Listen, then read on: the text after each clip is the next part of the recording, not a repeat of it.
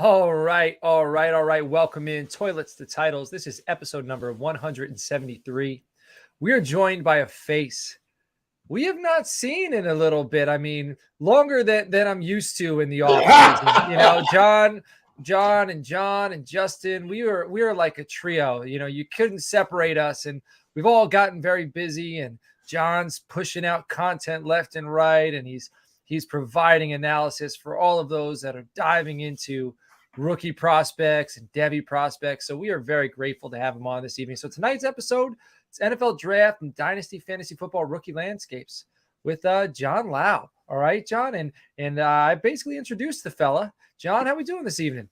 I'm doing great. I was with your teammate last night, Nino, in his new show, Prime Time. I was lucky enough to be his first guest ever. So that's a nice honor. And now I get to spend the time with you.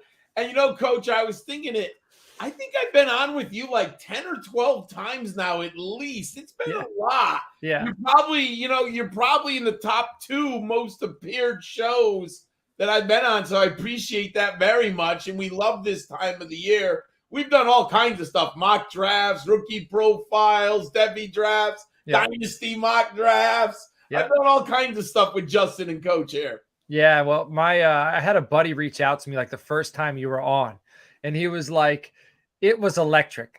But like you guys, the analysis, the back and forth, it was electric. But also with me this evening, my co-host, my running mate, one third of Toilets to Titles. That's Justin Stevens at JustinFF_ Justin. What's cooking? Hey, so for those of you watching from home, every once in a while I have to explain my background. But for those of you that can see, we have 4 of the legends from our time in football from back in the day. Growing up, it was these guys back here behind me, Peyton Manning, Jerry Rice, Barry Sanders, and the like.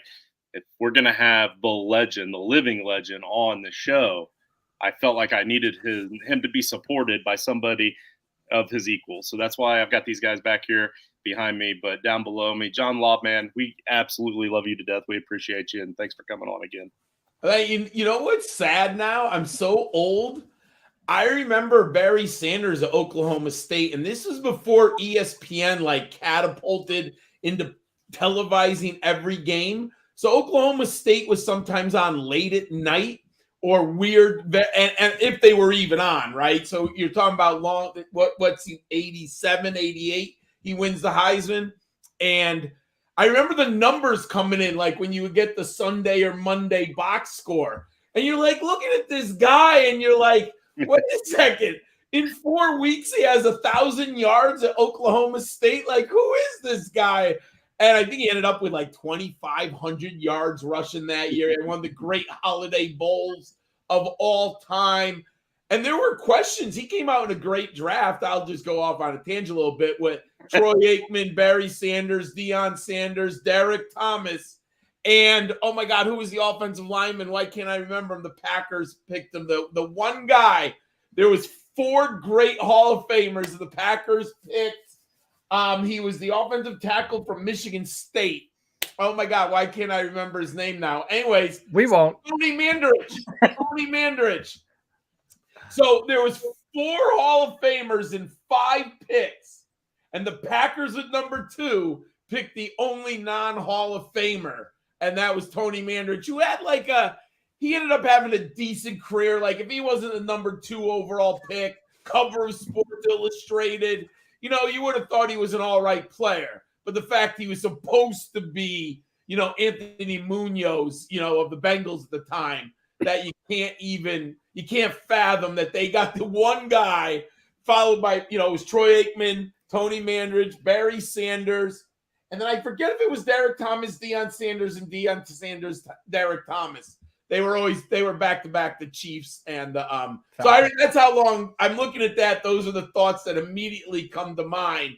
Oh my God, I've been watching this for a long time. Man, what we need to just do an episode where Justin just generates 10 wallpapers. And he'll just like slides just slide through them and we could just give you the floor and let you discuss them. But this is incredible. I see Nino and Dennis are in here. Dennis, what's happening to Nino, who John had mentioned? He's on our sister network, the CFB Nation. You want to go and subscribe to them on YouTube. They're at like 375.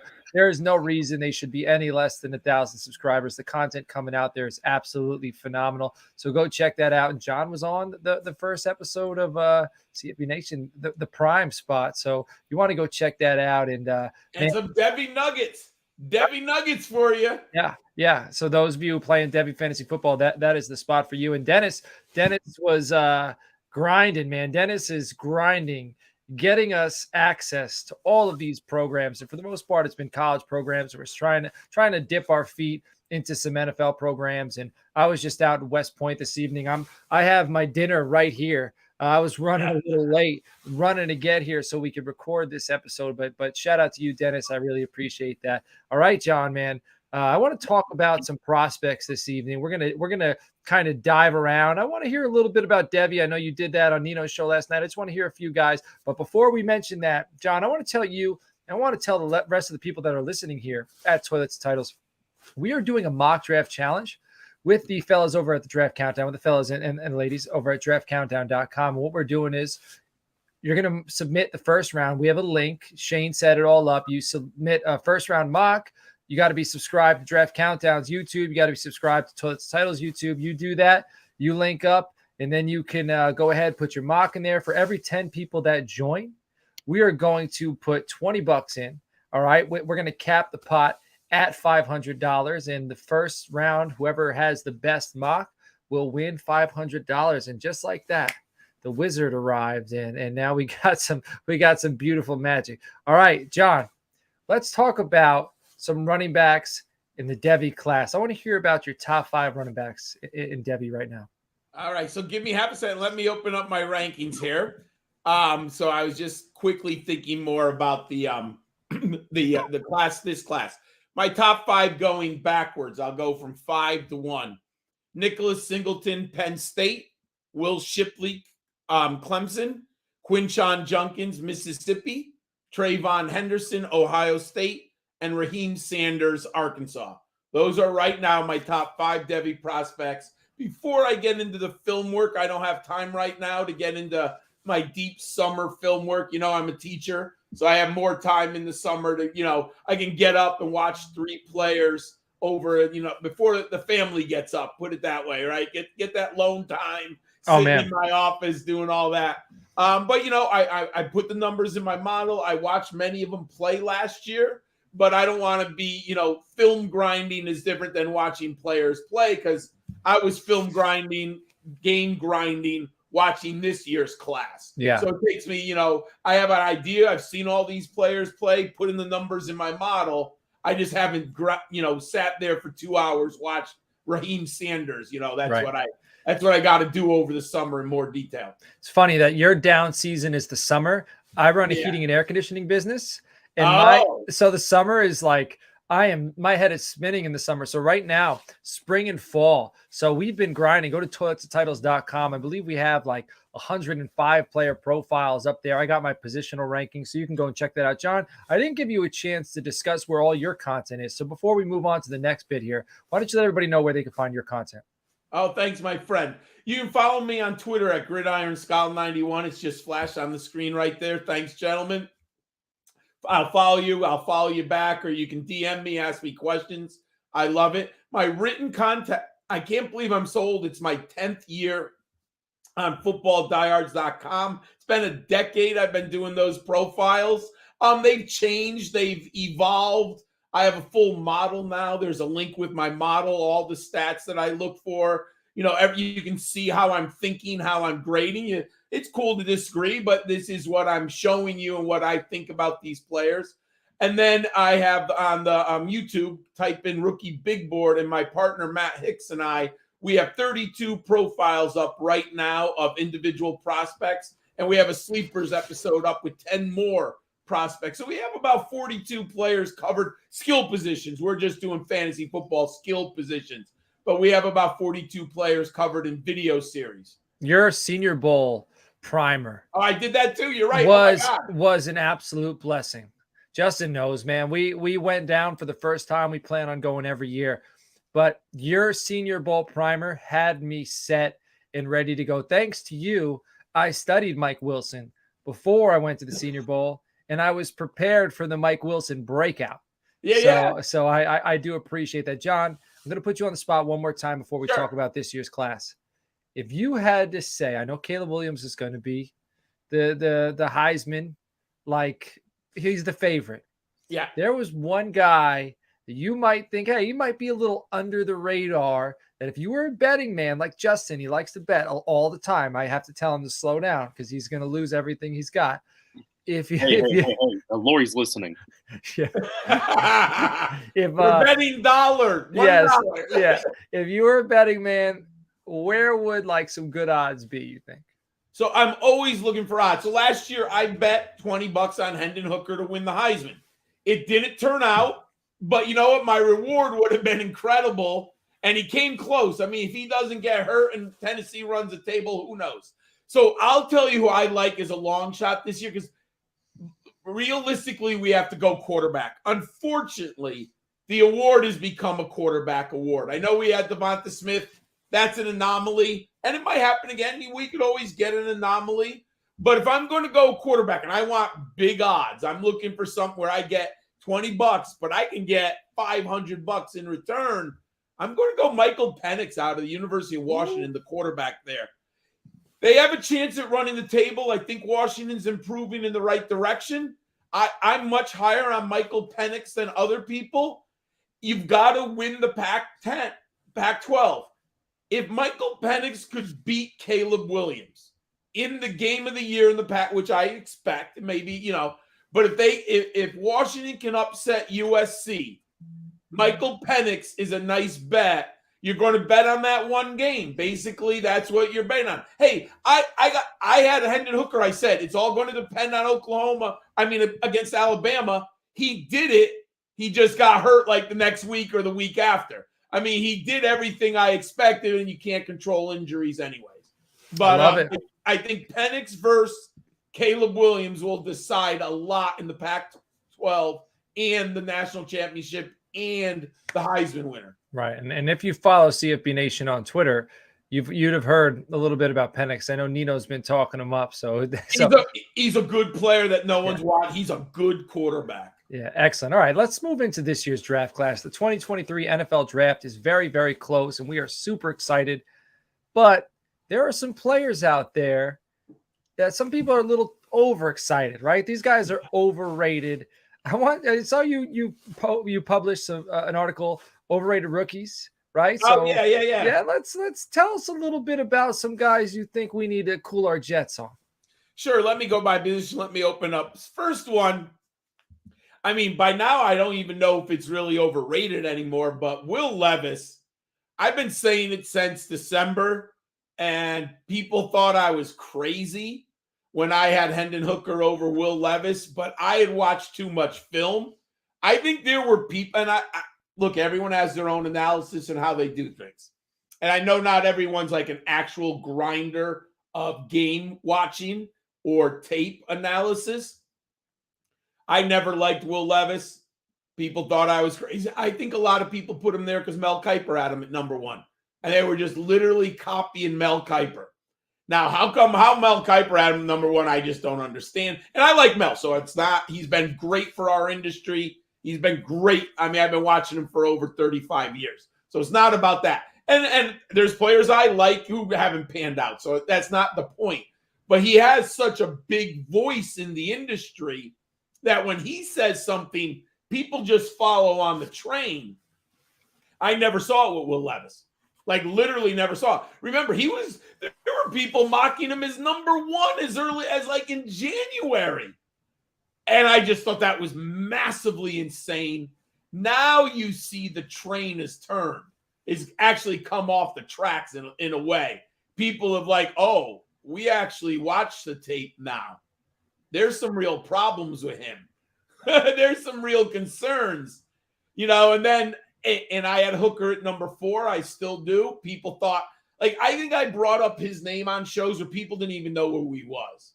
Like they had never looked at the list. They never watched college football. They didn't look at, and I get it. People are obsessed with the NFL, so they're doing NFL, right? So that makes some sense. I get it sometimes. But Hooker, I get it sometimes. sometimes. Better in the SEC. His numbers are better. And Hooker. So I wonder now if Will Levis falls out of the first round, my friends.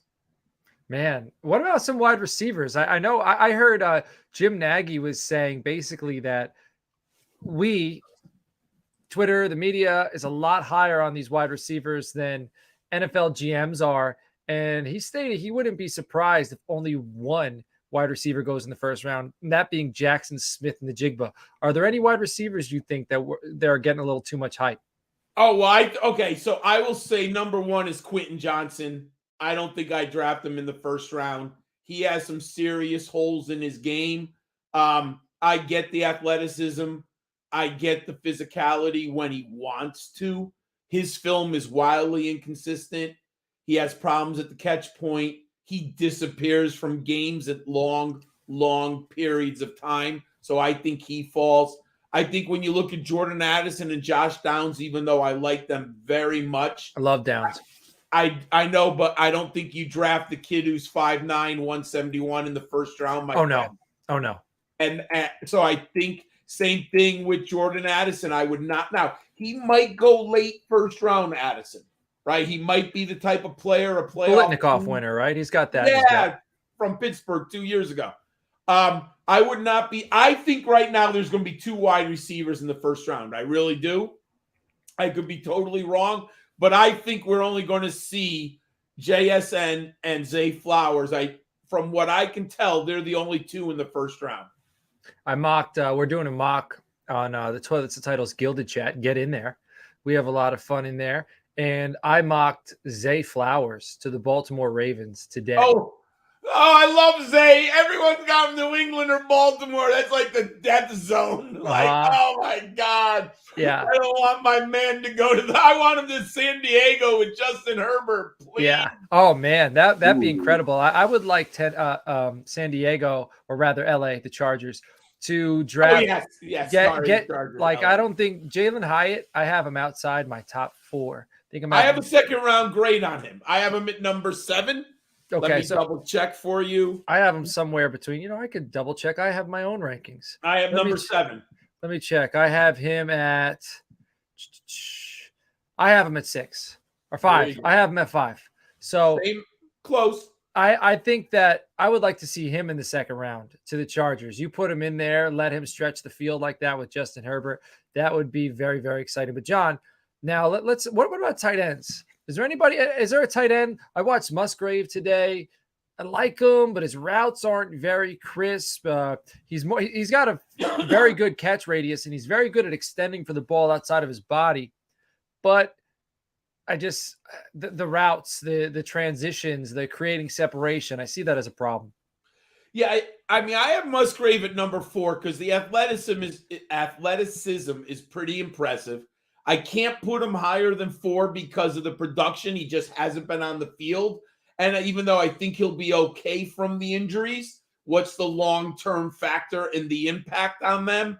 I like him. I'm not in love with him. I have a second round / third round grade. I know there are people who have Musgrave in the top 2.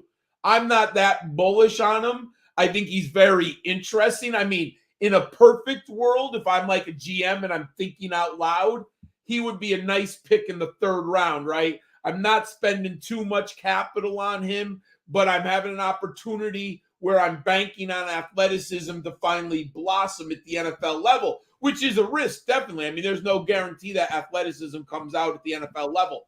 But I have him at number 4. There are other players I would like more than Luke Musgrave at the cost that you're probably going to have to pay in the NFL draft. Excellent. So we talked about some people that are overrated, and a few we're going to get into your favorite players right at the top of the board. But I want to talk about some sleepers. So these aren't necessarily your favorite guys, but some guys that you think they might pop up and surprise somebody. Well, would you like to go by position? How would you like to do, or just so we could go by position? I mean, we could start with running back or wide receiver. The big name skill positions, or if you just have guys in the back of your head. it's really the floor is yours. All right, so let's go. If you want a quarterback who might have a journeyman's career, could be a Gardner Minshew. For us old guys, Don Strock, who played for the Dolphins in the 70s and 80s. A guy who hangs around the league for a long time will have an opportunity to play games here and there. Jake Haener out of Fresno State. He's a pretty interesting quarterback from an NFL level. Now, fantasy is capped because he doesn't have any rushing upside. He had 109 rushing yards in college. Now, remember, in college, the way they score it, you get sacked. It comes off your rushing totals. But, you look at a guy like Hendon Hooker has over 2,000 rushing yards. So, it's still comparing apples to apples. But Haener has a really nice arm. He's smart. He understands the field. Maybe turns out to be a John Kitna, that type of player. I think Kitna started a lot of games for the Seahawks and for the Cincinnati Bengals by the end of his career, right? He had a nice little career. Haener could be good coach too. Dak had his best career, his best seasons with Kitna there in Dallas. There you go. Oh, that's right. He was in Dallas too. Yeah. So I think Kitna, to me, Haener's like a Kitna, Gardner Minshew type Don Strock for us old folks. Just a guy who understands the game. He won't lose a game for you if you need a spot start. You need him for 2 weeks while your quarterback's injured. He won't lose the game. He won't throw 4 picks. Might not win it, but he won't lose it. So I think he has a really nice career. Let's go to the running back position. Well, before we go to the running back, with quarterback, what do you think of Clayton Tune? Whoa, you have to tap into some real athleticism. It's there, but he makes some processing mistakes. He tries to play hero ball at times. I loved him from college fantasy football. He helped my team. He was him and Tank, right?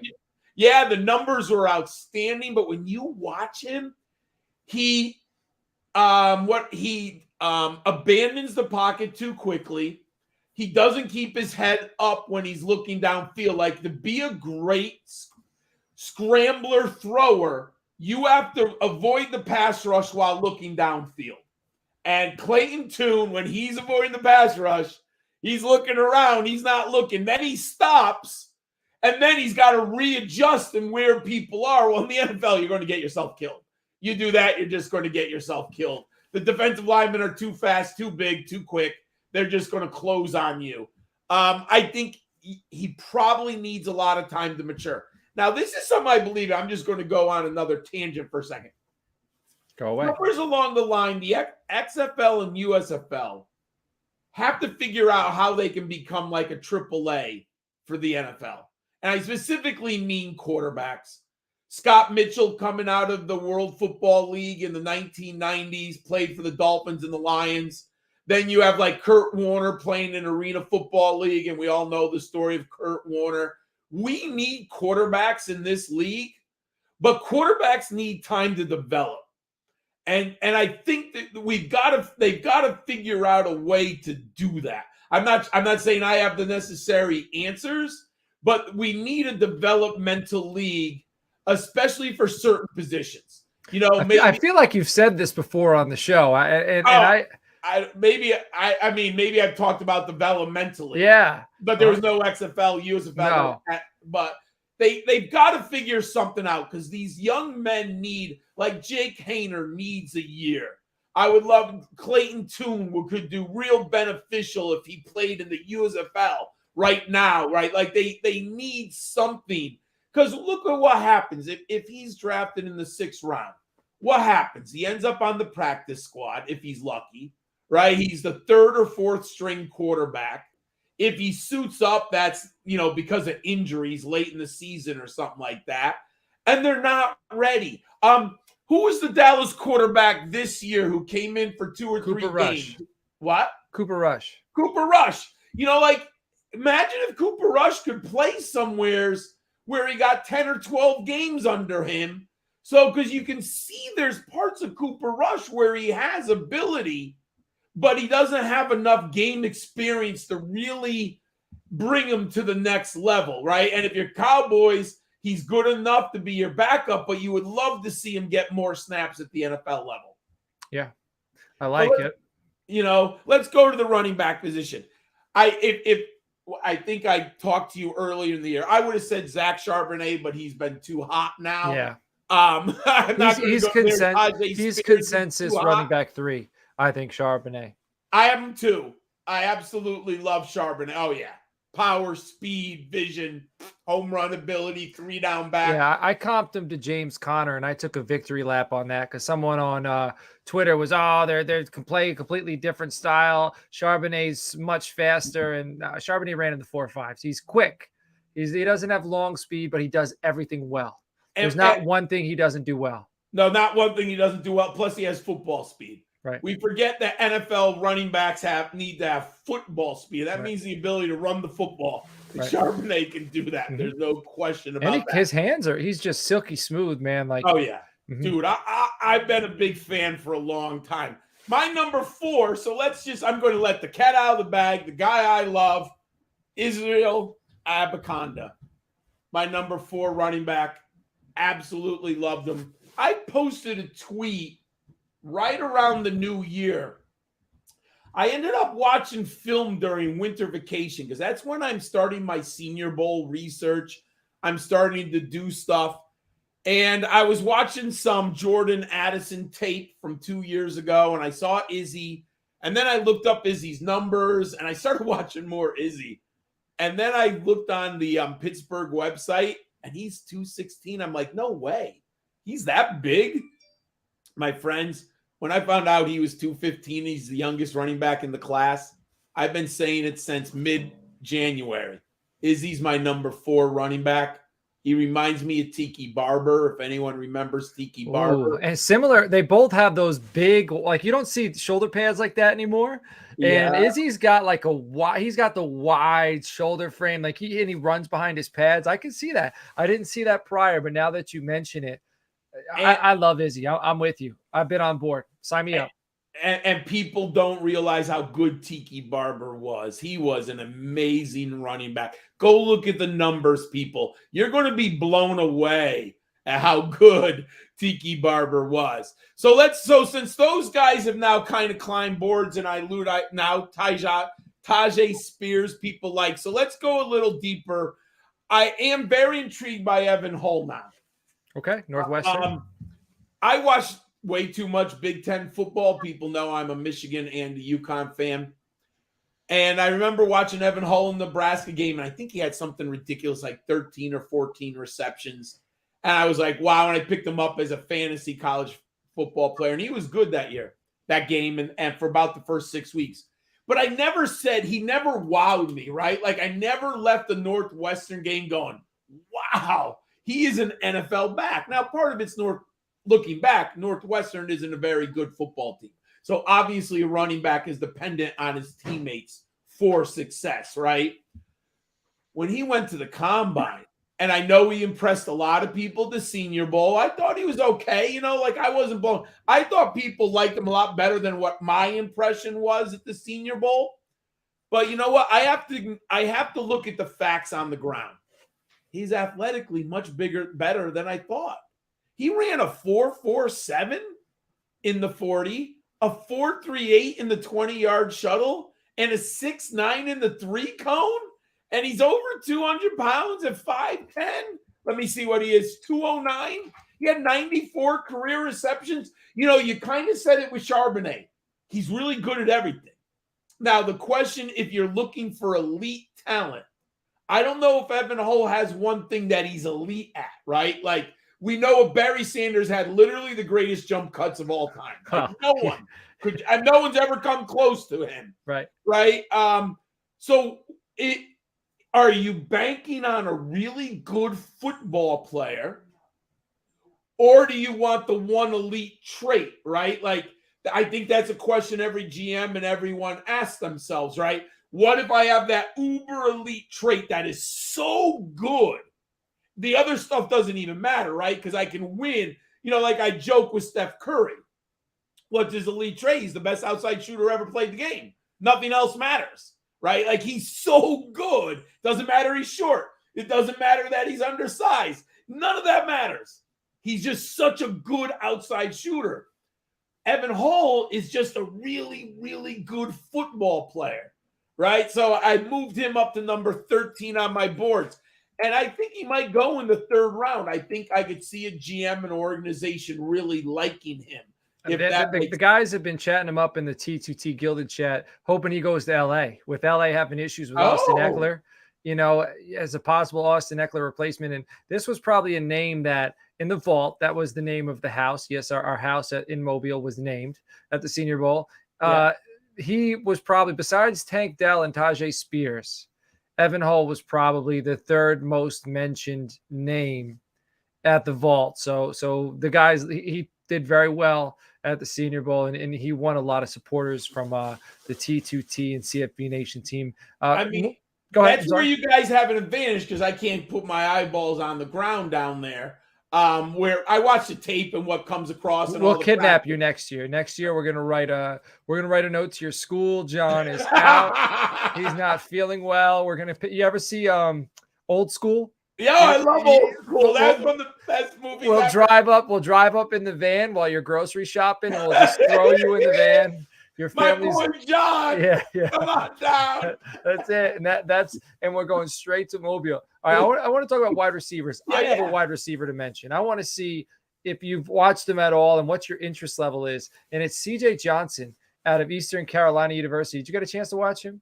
I did, and it's funny. I saw him live against UConn in like 2019 or 20. Yeah, it must have been before COVID. He was a freshman. So I actually saw him live, and let me tell you, when I saw him live, he was so big. If you don't know, he's 6'2", 222 pounds. Brick house. And there was no one on the UConn secondary who was even close to him. Like, everyone must have been 5'9" or 5'10". Like, he just stood out compared to everyone else. Like, and I was telling my best friends, sorry, my dog just came home with my wife. Sorry about your dog's a UConn fan. He is. So I was just, I was saying to my friends on the ride there, they don't do prospect analysis like me. They just like football, mostly NFL. That's the difference. So I said, normies, wait until we see this guy, CJ Johnson. And they're like, who's that? I'm like, wide receiver, East Carolina. And, in the pregame warmups, I'm looking. I'm like, oh, there he is. I said, Steve, man, look at that dude. He is a dude. Like, now, I'll say this, and you're the second person who's asked me. So only two people. I think you're like the 14th or 15th show I've been on. You're only the second one to ask me about him. Always have been a little underwhelmed by him. Big body. Good player. He should have dominated the American Athletic Conference. And when I mean dominated, remember Anthony Miller coming out of Memphis? Yeah. Right? Like, I mean, Cortland Sutton coming out of SMU. What about Zay Jones coming out of East Carolina? Yeah, like, I always felt like if you're that dude at that level of competition, you should have your 14 or 1,500 yard season. CJ never did that. He was very good. He's very physical, but I don't see separation at the highest levels. That worries me with a big-bodied receiver at the NFL level. Yeah. He could just beat cornerbacks and safeties literally with his body and his hands and his frame. Like, he had such big advantage. At the NFL level, that advantage is like this, We've seen those wide receivers kind of trickle out. Yes. Those guys, I always mention, I loved Kelvin Harmon out of North Carolina State. I loved him, man. And the NFL was like, nope, can't separate. And that bothers me about CJ Johnson. Now, what's interesting? He's a guy who could use a USFL year. Right. Like, get against tougher competition in real games and see what happens. Well, look, who's the kid from Iowa State? Oh, Hakeem Butler. Yeah, look at him. He's getting reps. See, so one of the things that I think about is players like Hakeem Butler, right? Ends up in the NFL, can't get off the bench, can't get on the field. Now, at least now in the, is he the St. Louis Battlehawks? I think something like that. Or the Nate, that's Nate's area. Nate would know. But look at the invaluable experience that he's getting running routes. Like, it's What's he doing at the NFL level? Right? He's playing scout team, you practice squad. That's not, you need game experience. So maybe Butler gets on an NFL roster down the stretch now. He really needed, obviously, more experience than we thought. And maybe that's what a CJ Johnson could benefit from, something like that. Getting in more competition on a better daily basis in practice. Because East Carolina doesn't have defensive backs. He's not getting that rep. The one thing that makes guys at LSU and Alabama so good, can you imagine playing against the LSU and Alabama secondary every day in practice for 3 years? Gosh. Right? Yep. I mean, that's part of them being better, is the culture that they are in on a daily basis.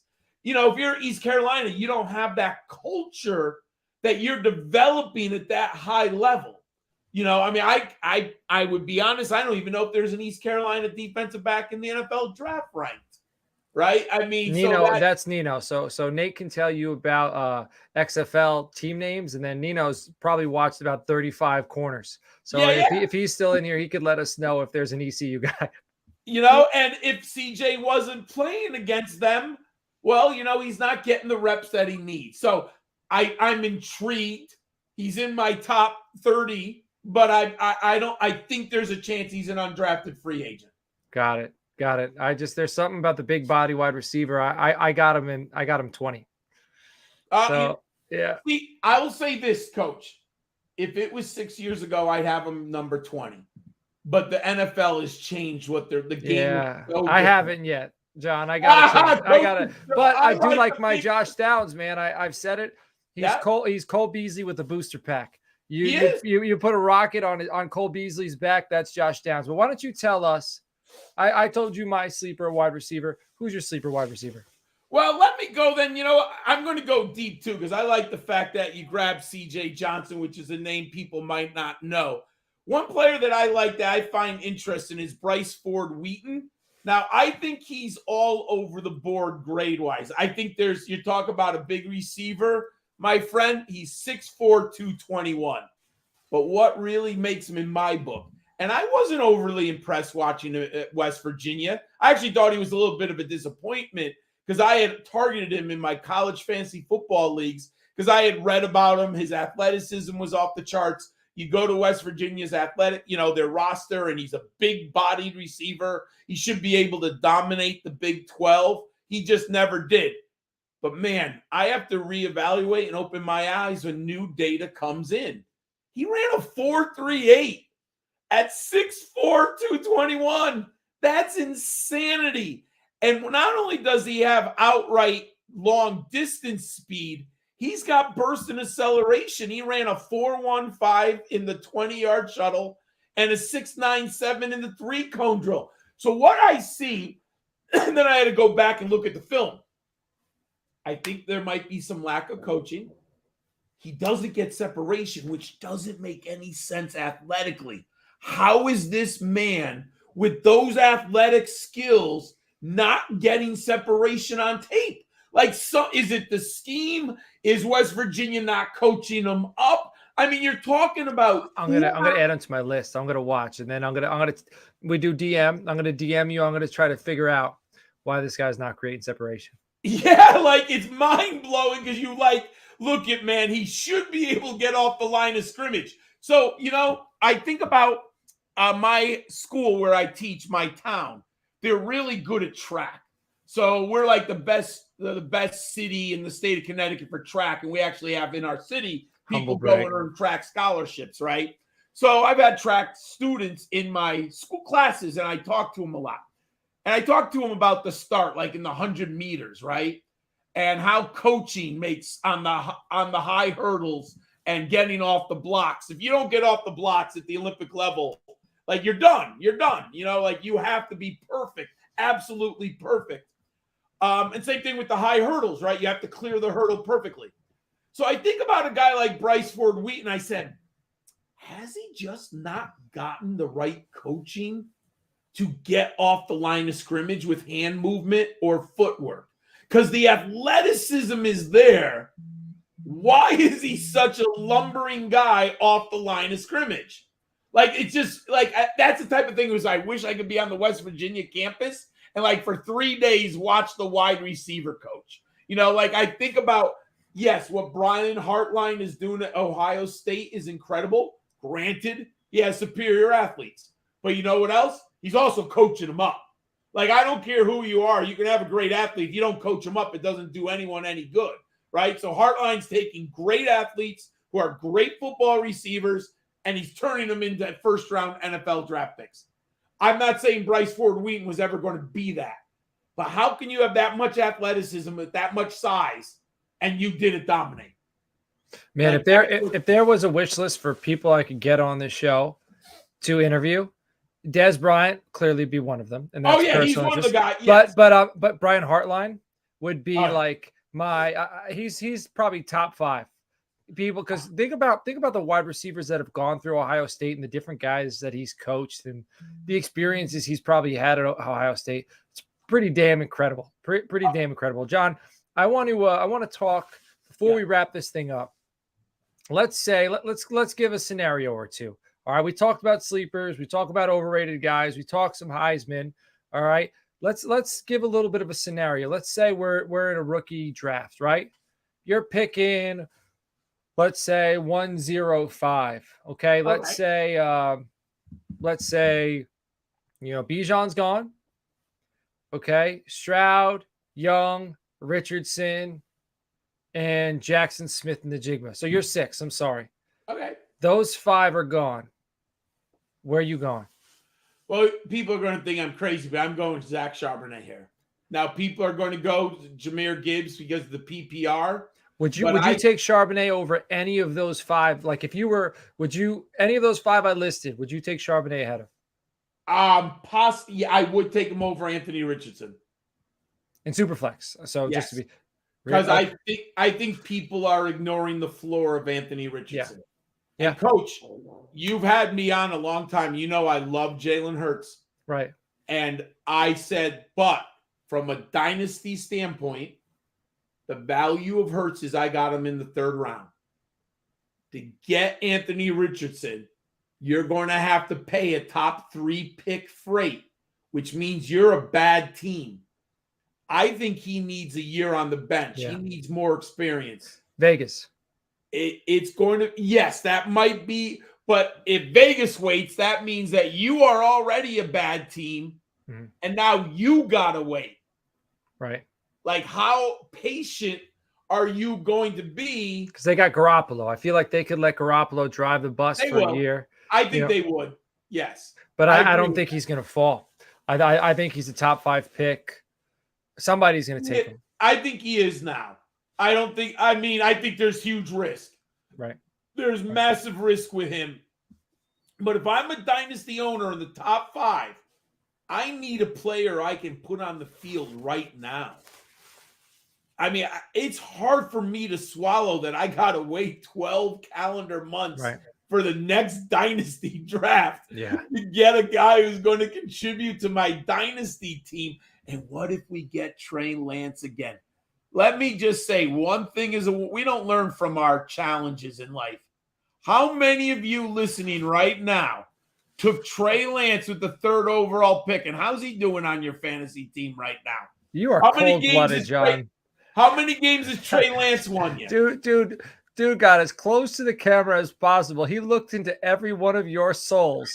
If you drafted Trey Lance, he just asked you straight up, how are you feeling with this cat on your bench? That's what we're looking at. And let me say one more thing.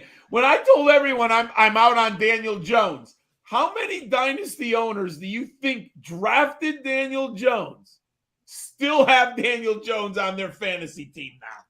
Yeah, man. So the last thing I want to mention is I think with the running backs, right? I think it's less dependent on where. So it's less dependent on where they land. I think you could estimate where you're going to take these running backs in the rookie draft just based upon skill.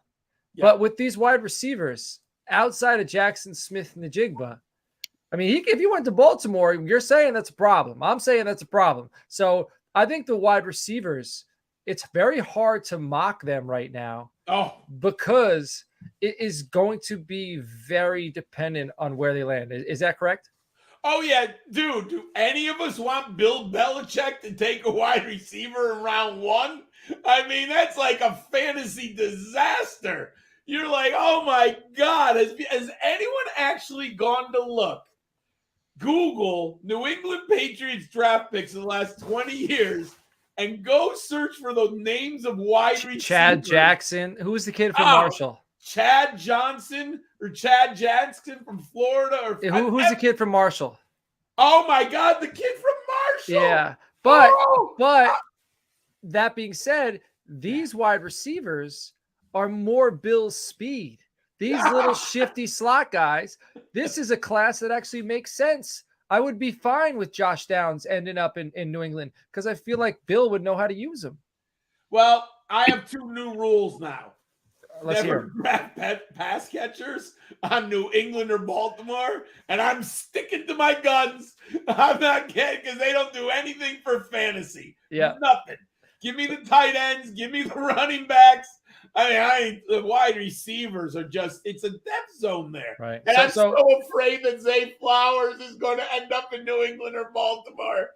Oh my God. A lot of people are interested. He took a top 30 visit to Dallas too. So that would be exciting. I will say this, Coach, because I know you're a Cowboys fan. He is the perfect complement to CeeDee Lamb. My only knock on Zay Flowers is he is so damn explosive and twitchy. Yeah. He doesn't throttle down. No, he doesn't. Once he learns to throttle down. Yeah. And like maybe have some tempo to his routes, which I think is coaching. Hey, you don't always need to be 110%.